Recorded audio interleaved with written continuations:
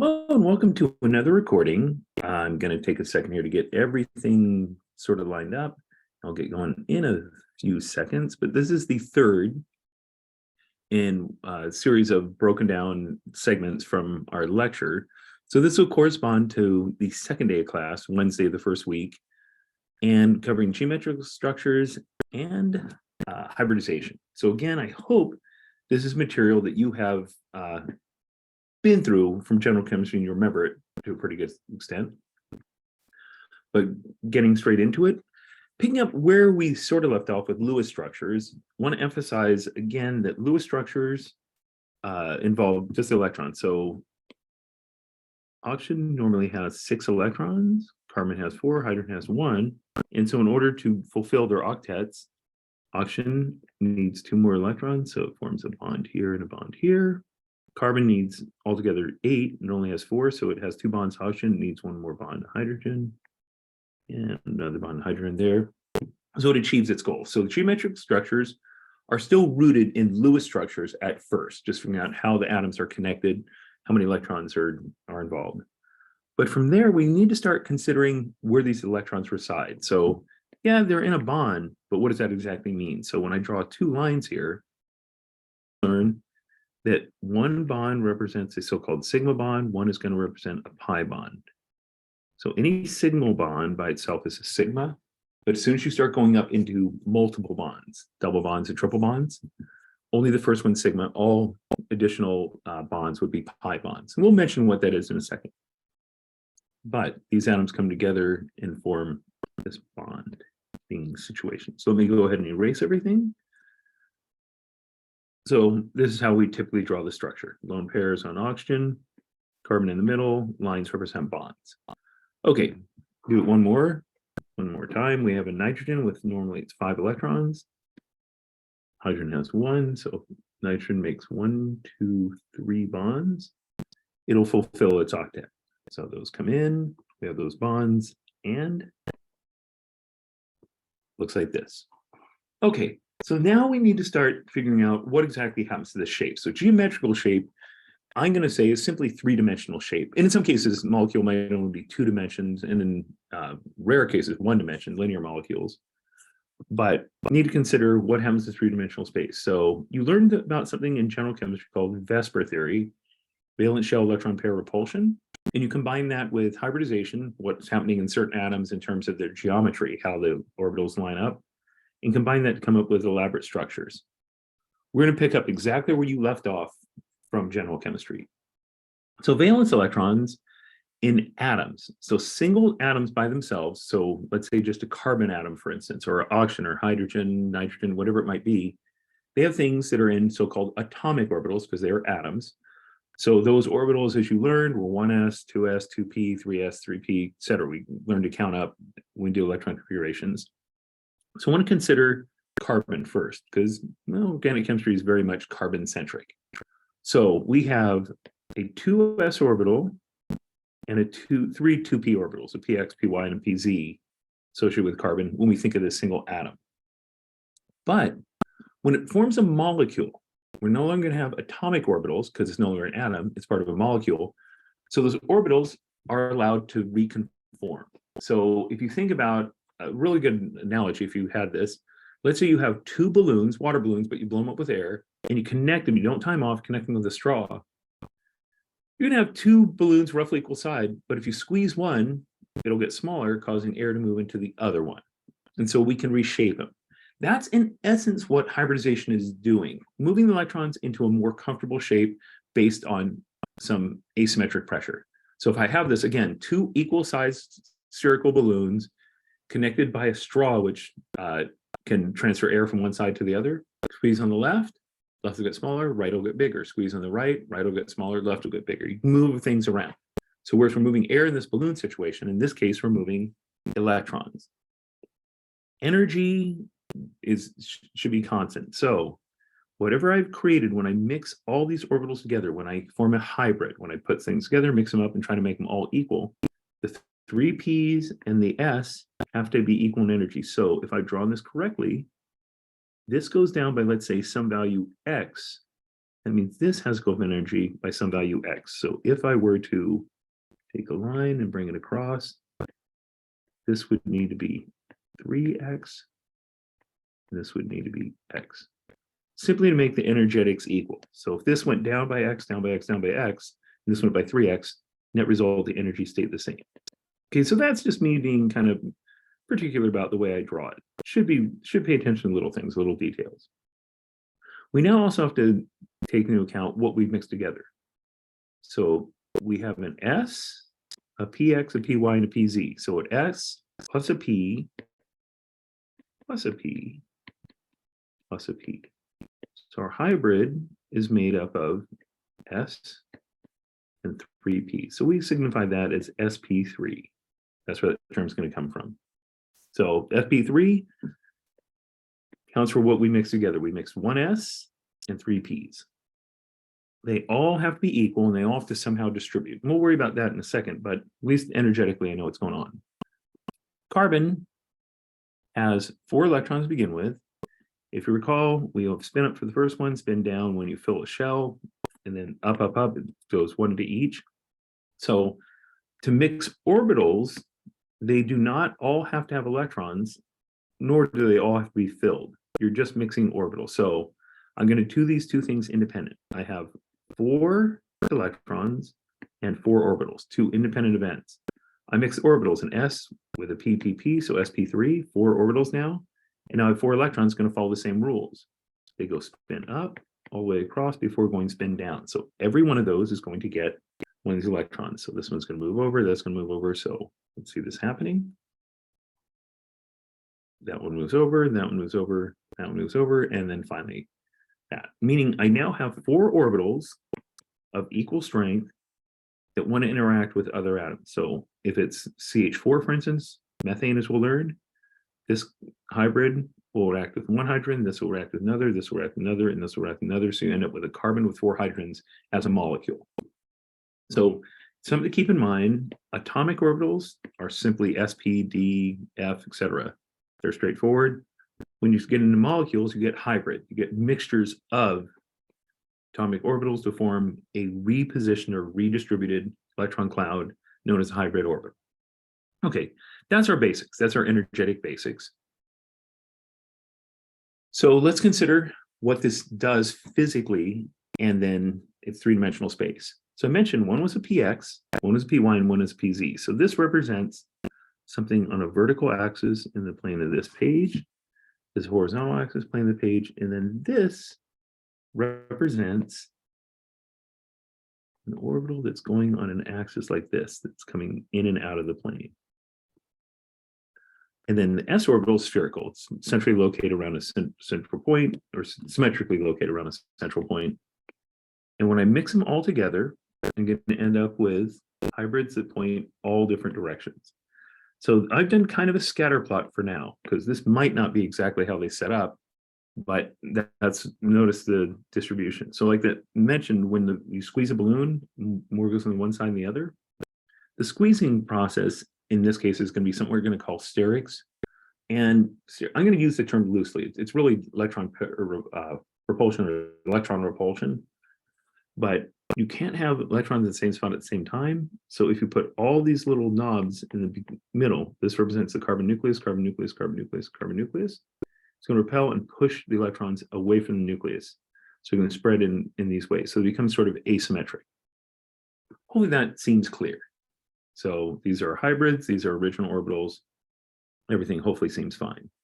Note, 4 atomic orbitals leads to 4 molecular orbitals, hybrids. If I only mix 3, if I mix an S, a P, and a P, 3, then I'd only get 3. So that'd be the case of sp2, where I mix a py, a px, and an s. Notice they're similar in shape, and I'll go into a little more detail of how they align as well. And then you can also mix just one s and one p. In that case, you get an sp and an sp. Okay, this is more visual than anything else. And honestly, as you go through this class, this becomes second nature. So if you're sitting there thinking, this is weird, I don't see it, I don't visualize it, hang in there. It's a bookkeeping, It's keeping track of where electrons are. It's our way of explaining why things change shape and exist in the form they do. So keep in mind, everything's a model, and your job when it's a model is visualize it, understand what it's like explaining, and then piece it together as best you can when we apply it to molecules. Okay, so that's our visual. We did our energetics for the first one. We do our visual for the second one. And now I kind of want to put everything together. So valence electrons and atoms redistribute to a line in a way to form bonds. I mentioned that. So they are going to assume when you form a molecule, when you go from an atom to a molecule, you want to redistribute so that they can be shared. So carbon, if it has an sp orbital, it means it's about to form a bond, or it is in a bond, and we're just coming with this theory how we explain it. Again, if this is the crowded area where everything's coming together, all the orbitals, then the lobe over here is going to be a little bit bigger. I'll mention what shading and non-shading means when we start going into bonding a little more detail. So for now, I'm just leaving everything of equal shading, but normally I should designate it as one shaded, one unshaded, one color, one another color, one dark, one light, however you want to do it. And I'm just, in this case, doing it for the nature of the structure, the shape. Okay, the length of an orbital dictates the length of the bond. So if we go back and consider what we mixed together, an S, spherical in nature, a P, bilobal, but the key thing is a P is long, and S is short. The distance from one side of the diameter, short, whereas a P is longer. So the notion is this. If I have more S in a hybrid orbital, it's going to be a little bit shorter. If I have more P, it's going to be a bit longer. So here's what we run into. We consider the sp3 and the sp2. The one that is said to have more P character, meaning it has a higher amount of P in the mixture. 3 Ps for every 1s. This one is 2 Ps for every 1s. So if you had a recipe, mix 1s with 3 Ps, that's a lot of P. If it's 1s and 2 Ps, it's less P. So in this case, more P, greater amount of P orbital, means it's going to be a little bit longer. So hopefully you can see it in the drawing. If you can't, we'll add a line to hopefully make it easier to see. Last but not least, we have SP, 1s, 1p. So it ends up being a little bit shorter. So the more S it has, relatively speaking, so I'm going to say this is half S or 50% S. This is 1/3 S or 33% S. This is 1/4 S or 25% S. So it's so-called S character. 25% S character, 33% S character, 50% S character. The length of the orbital from here to here compared to this one. So notice this lobe is a little bit longer, that's shorter here. This lobe is a little bit shorter. So the SP is a tiny bit shorter. So carbons that form sp2 hybrids is going to form slightly shorter bonds than carbons that form sp3. That's longer, that's shorter. So we'll move the line in and take these same 2 lines for the sp2, bring them down, compare them to the sp. sp2 is longer. Okay, so we have the longer bond, the shorter bond, the middle bond, or in this case, the longer hybrid, the shorter hybrid, the middle hybrid. I'm going to use those terms interchangeably. Longer hybrids will go on to form longer bonds. Shorter hybrids will go on to form shorter bonds. Okay, so we have the bond length, and it makes a big difference because the longer the bond, shorter the bond, it's going to impact how things are shared. If you have a very short bond, those electrons are really close to a nucleus. So notice electrons here can be far away from the nucleus. Here they're middle, and here they're really close. The closer you are to a nucleus, the more tightly you're held, the harder it is to take those electrons back, meaning if it's sp, it's going to form a stronger bond because shorter is stronger. Okay, so that's going to be something that becomes really critical. I'm going to say that a few times over, but longer bonds, electrons are further from the nucleus, they're not held as tightly. You can break that bond easier. You can pull those electrons out of that bond without as much energy, where shorter bonds require more energy. There's one weird sort of term, and I want you to just sort of absorb this for now, and when we go into acidity, we'll go into more detail explaining it. But this is my cutesy way of, instead of saying acidic, I should be spelling it ACIDIC. I'm going to make it acidic to emphasize S character. So when we talk about a bond, if I had a bond between 2 carbons, and here are my hybrids, so this is colored in here, this is lobe there. When it breaks, one electron's going to go to that carbon, one's going to go to the other. So the longer the bond, the further away these carbons, the less, when this electron goes back, it's not held by that nucleus as much. When this electron goes back, it's not held by that nucleus as much. So it's said to be a weaker bond. And we're going to learn a term called homolytic cleavage, homo meaning same, so they each get an electron. But there's another term we're going to learn called heterolytic cleavage. And heterolytic cleavage, I'm going to draw the bond this way. Both electrons are going to go to one of the carbons. So you end up in the end with a C plus, C minus. I've ignored some of the other things that are on there, but that's how acid base breaks. So if you remember, acid is H plus, base is OH minus in the simplest, I guess, Arrhenius perspective. And so when it breaks into ions, a plus and a minus, it's different than when it breaks into radicals or homolytic cleavage versus heterolytic cleavage. And again, I'm getting ahead of myself, and that's the hardest part about starting the first week or two of OChem. Just want to give you a heads up.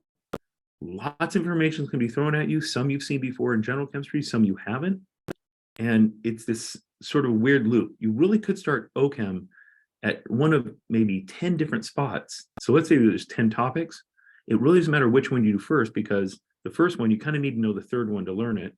Third one, you need to know the seventh one. So if I move the seventh one first, then that'll help those. But now some things I need to know in the seventh one, maybe you need from the ninth. So I'm just scatter plotting this conversation at this moment. But I'm going to do a lot of this for the first 2, 3, 4 lectures. And that is mentioned. We're going to do more explanation later. So hang on to what you can for now. So here's the take-home message I want for now. We're going to build on it, but what I want for now, S character. We mentioned 1s and 3p's was 1/4 of the orbitals that went in the mixture were S. We call it 25% S character in the orbital. 1 and 2, so 1 every 3, so it's 1/3 or 33% S. And then 1 and 1 of the S and P, so it's 50%. As the S character increases, so SP has the most S character, 50%, the orbital becomes shorter, which makes a stronger bond, which also makes it more acidic. S's stick together. I'm a huge fan of mnemonics, and chemistry just gave me a freebie on this one. More S character, you get more S things. It is more S character, so it is more acidic, S stronger, and a shorter bond. So now you can probably see why I made it acidic for that reason, because I want to emphasize the S character. Less S character, less acidic, more S character, more acidic. So it's going to break apart. So if I had an H bonded to an sp2 carbon, that's going to happen more readily. It's going to break apart and give me an H plus and a C minus much more readily than if it was sp2 or sp3. Okay, so I'm hopeful that that point comes across. So that's the whole thing I want to bring up for now. And again, we're going to go back to this concept a lot. So if it doesn't seem clear now, hang in there, get the pieces you need to get, and know that within 3 or 4 weeks, you're going to look back and all this stuff is going to mesh together and make more sense. So any frustration you feel early on, work your way through it. I mean, whatever you do, don't give up at any point. Just realize it's going to click. It's going to come together. And when it does, it's like, la, it'll be a wonderful moment. Okay, so I'm going to erase what I drew just recently, the purple. Make room for the next part that's coming in. So if I have CH3s on it here, then I know it makes 1, 2, 3, 4 bonds. There are no pi bonds in it. Everything's a single bond. So it has to be sp3 hybridized. However, if it's CH2, then I can, if I have 2 H's here and 1 carbon, carbon made 1 bond to H, 1 bond to H, 1 bond to carbon, I'm missing a bond. So this one's incomplete and wrong. And if it's CH, it's incomplete and wrong doubly now because 1 H and 1 carbon. So to satisfy that, this can't be a single bond. It has to become a double bond. And this can't be a single bond. This has become a triple bond. When you have double and triple bonds, when you have a pi bond, you have to use p orbitals to make pi bonds. So as we mentioned earlier, sp3, everything's a sigma bond. But when it's sp2, there's also going to be a sigma and a pi, so it needs to be a double bond. That one's longer, that one's shorter, this one's middle, and this one's a double bond. Let me get rid of the thing in the way. This is a double bond, this is a triple bond. So this is a sigma bond as mentioned. One of these is a sigma, the other one is a pi. Pi orbitals, pi bonds do not form from hybrids. The sigma, pi, and pi. We'll go into that. That's going to be a pretty key part down the road, but for now, hopefully this again seems kind of clear. Okay, so more S character. So more S character shorter, less S character longer. Okay, again, absorb what you can, hang on to these thoughts. They're going to be repeated over and over and over, but this is our starting point. Okay, so from that hybridization, we can do a second thing. We not only know bond strength and bond length, we can also determine the actual shape. This is also going to ultimately come down to a lot of memorization. I'm going to assume that you had to memorize this for your general chemistry class. And if it's like most classes, about a third of you remember it reasonably well, a third kind of remember it, and a third, this is just a distant memory. So as much as you remember, great. If you don't remember a lot, fill this in. This is something that will be critical. The book calls it a steric number. It's a good term as any, but it stands for how many electron pairs, bonding or lone pairs, are around a central atom. So we mentioned sp2, sp3, sp, the orbital. So I want to just put those out there again. We're going to go through it. And again, notice sp is shorter, sp2 is the middle, and sp3 is the longest. More S character. More S character means stronger, shorter, more acidic. And then steric number, what this means is if you're an sp2, you put 2 atomic orbitals in your hybrid. That meant your other 2 have to be in the form of a pi bond. Pi bonds are a second or third bond to another atom, so we don't consider it in terms of the steric number because that is not including something attached to the carbon. It's not including a lone pair. So again, this is something we'll see it as we go. But the steric number, this you form 2 sps, so it's going to form 2 bonds or a lone pair and a bond. sp2, there's 3 sp2 hybrids, so steric number 3. Again, could be a bond, 2 lone pairs, 2 bonds and a lone pair, or 3 bonds. sp3, 4 sp3 orbitals, so steric number 4. This hopefully seems somewhat familiar, but when you did general chemistry, they might have talked about bond angles. So I'm going to put a very specific example here, very common example. Something called acetylene or ethine. We're going to learn it by both names, but it's a carbon with a triple bond. So again, single bonds are sigma, sigma, this is pi, this is pi.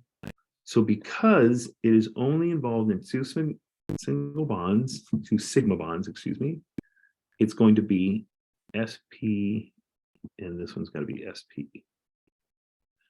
So when you have 2 things, you want to spread them out. The best way to do it is with a bond angle of 180 degrees.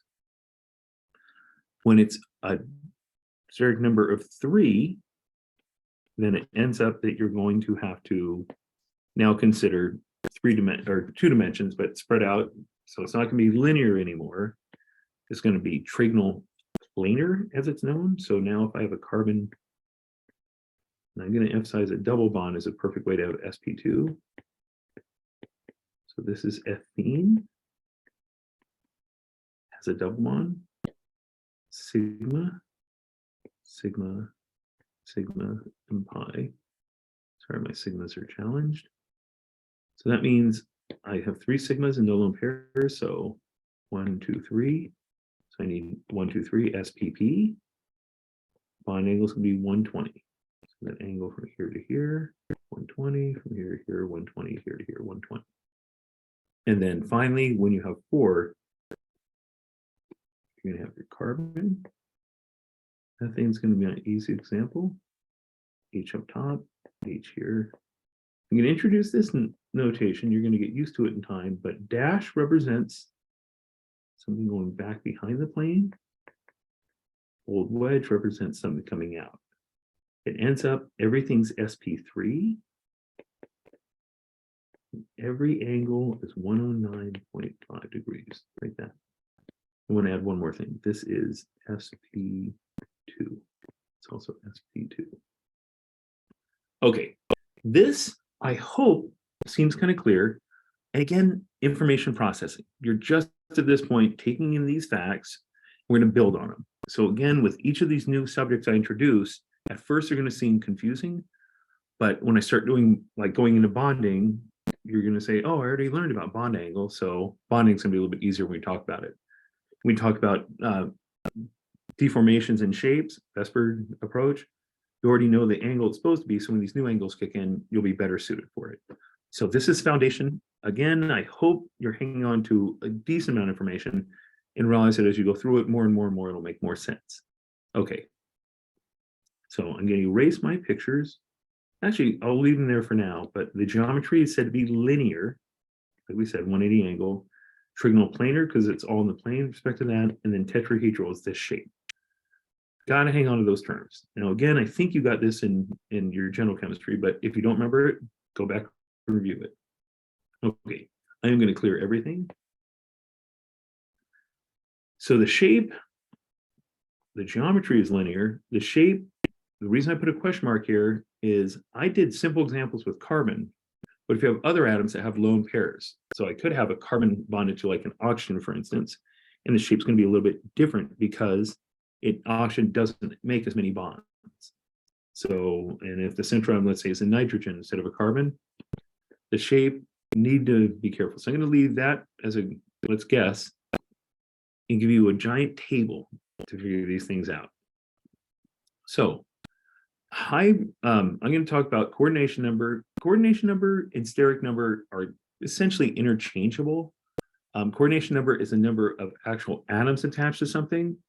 Steric number, in this case, is interchangeable because there's no lone pairs. When there is a lone pair, we're going to have to worry about it. That'll be different. But in this case, coordination and steric number, they're essentially interchangeable. If you only have two things, you only need two orbitals. So sp, it's linear. Perfect example, CO2. So CO2, if I look at this, has an sp carbon in the middle.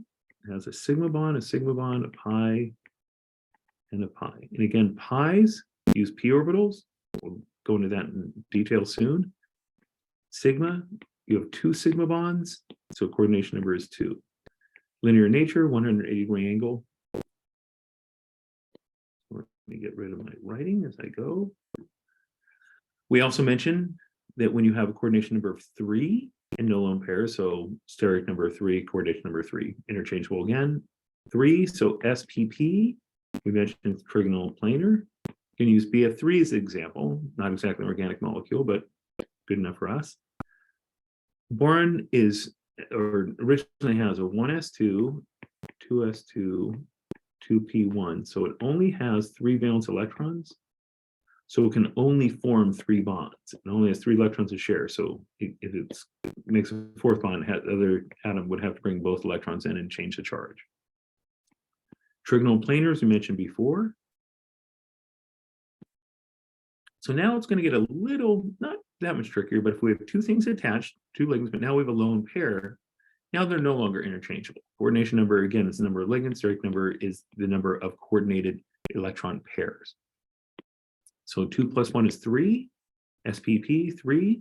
So notice it's the same thing, but now, unlike B, so if I go back to what boron looked like, boron had a fluorine and a fluorine, and the same spots that this has O.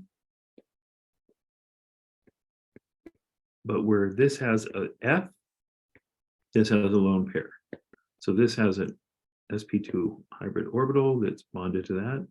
This has an sp2 orbital, which holds a lone pair. So whether it's a lone pair or in a bond, it's doing the same thing orbital-wise. Okay. Keep on down our chart. So now we have 0 lone pairs. So again, coordination number and steric number are going to be interchangeable.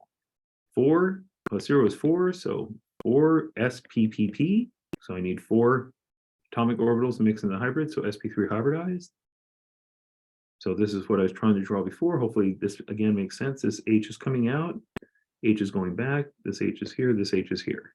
That model kit that you had to purchase in your general chemistry class that hopefully you still have can help you visualize these a little bit. They're not as helpful as they could be.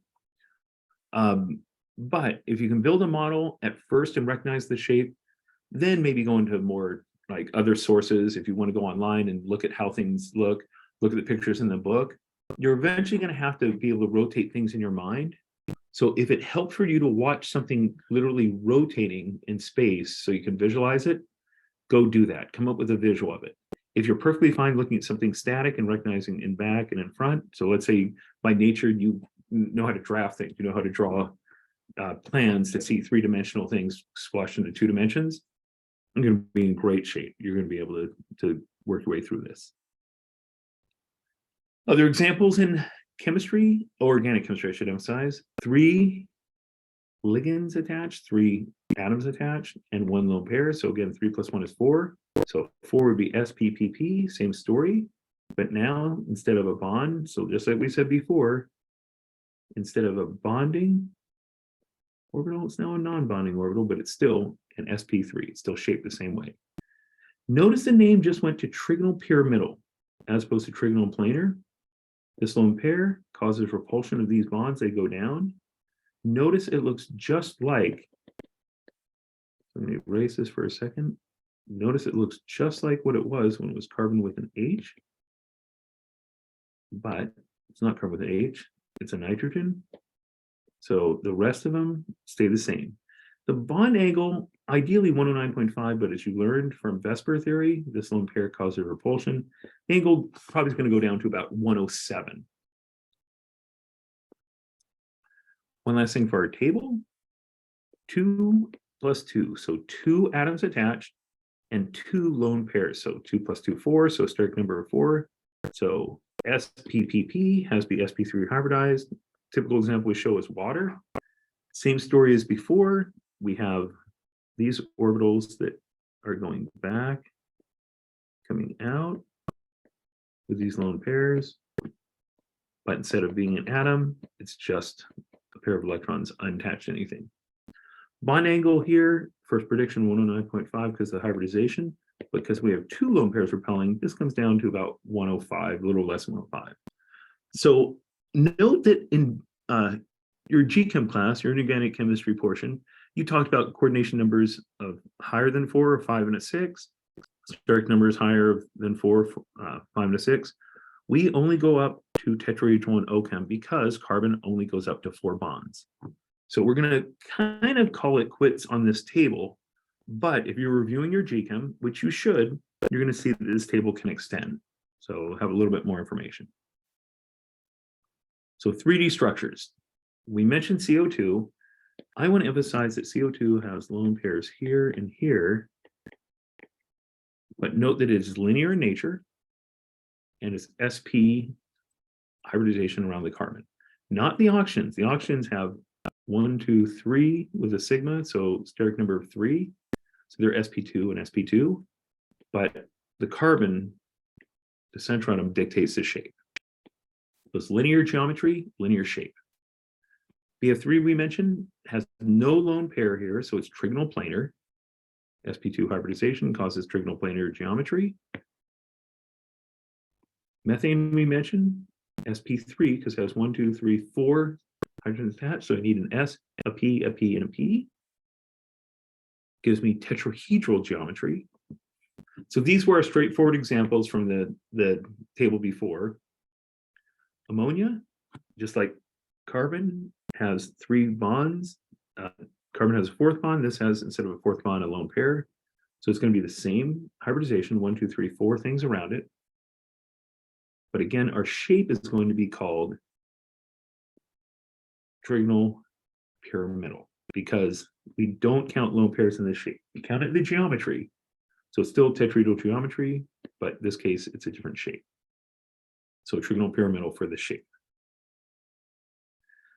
And just to add in one. Now this one I'm choosing kind of for the simple purpose, and that is in bio, you're going to run into something called hemoglobin. Hemoglobin has an iron in the middle, and instead of a bunch of chlorines, it's actually a bunch of nitrogens that form some complex molecule like this. And so whether it's nitrogens in a complex molecule called a heme, or whether it's just chlorines like I'm going to show here, it doesn't matter. And this ends up being the nitrogen of a histidine atom. So a protein on the bottom. So I'm going to say that's a histidine. And then this ends up being an O2 instead of Cl. I want to toss this one out, not because it has relevance in organic chemistry, because notice the complete absence of all carbons, but because the reality is, for the bulk of you, OChem is just a stepping stone to go on to biochem, which is the pinnacle class that sort of pulls in all your bio information, your chem information, and ties it together so you can understand each a little bit better. So if I know hybridization really, really well in chemistry, I can suddenly make sense of the fact that, oh, wait, this O is sp2 hybridized. And if this bond breaks, it's a radical, then it's going to be more sp3-like. So I know this angle is small. I know that that means if this ring deforms, it's going to bump to that O2 and knock it off. And it's going to suddenly be this great revelation that, oh my gosh, that is how 2,3-BPG helps in the release of O2 from hemoglobin. It causes a denaturing, causes this ring to deform and move up. Because of this bent angle, it's going to be knocked off. Now, if it was an sp hybridization, like the carbon monoxide, then we know it's linear. This thing goes up, it wouldn't knock it off. So we know that carbon monoxide poisoning is horrible for us because it can't be bumped off. It has a high binding affinity because of the hybridization, the angle. And so suddenly what you're learning is something interesting in bio from one aspect, that carbon monoxide poisoning is the result of CO2 or CO, having a higher binding affinity than O2. You're going to learn chemistry why that is. So I really want you to take to heart the basics of chem, even if you're not a chem major, because guess what? It's going to show up in everything. So just to be complete, we call it D2sp3 hybridization, and it has what's known as octahedral geometry. It's also octahedral shape. I will not be testing you on this in this course. So why did I bring it up if it's not going to be on a test? Because after all, we only care about what's tested, right? Wrong. We care about learning OChem as a tool to help understand biochem down the road. So that's one of the things. If you have questions about that heme example I just gave, come in and talk about it during office hours. Discover that OChem is a powerful tool to help understand everything around you. And I will tell you, OChem, yeah, you're going to be told hard class. There's a lot of information, it might be hard. You're going to be told, no, you may not use all this stuff, which is completely wrong. You're going to use so much of it in understanding the foundation of a lot of the examples you use in bio. And the better you know your OChem, the better it's going to go when you take classes like cell bio. Okay, so quick summary of everything. BH3 or BF3 as I did earlier, sp2 hybridized. Notice I've now put a p orbital here in, or I've drawn one in here. It is an empty p orbital, meaning it has no electron density. So if it has no electron density, it can't be an orbital, can it? Because, you have to have electrons to be a space where electrons exist. This is what we call a space where an electron can go into.